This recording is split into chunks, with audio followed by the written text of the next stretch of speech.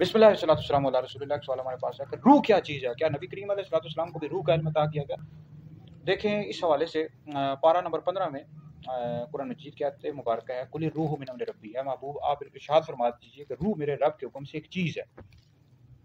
तो रूह के हवाले से जो अहादीस हैं, तवातुर तक पहुँची बहुत ज़्यादा अहादीस हैं, मगर इसकी कैफियत के हवाले से जो अकूल हैं, अक्लें हैं, ये कासिर हैं। यानी ये क्या चीज़ है, इस हवाले से अक्लें कासिर हैं। ठीक है जी। तो बाकी अल्लाह रब्बुल इज़्ज़त ने अपने महबूब अलैहिस्सलाम को रूह का इल्म अता किया है। इस हवाले से उम्दतुल क़ारी में मौजूद है, तोहफ़तुल मुरीद में और दीगर कुतुब में मौजूद है कि नबी करीम अलैहिस्सलाम के दुनिया से पर्दा फरमाने से पहले ही अल्लाह रब्बुल इज़्ज़त ने आपको हर मुबहम चीज़ का इल्म अता किया। व अल्लमका मा लम तकुन तालम, और ऐ महबूब आपको और वो चीज़ सिखा दी जो आप नहीं जानते थे।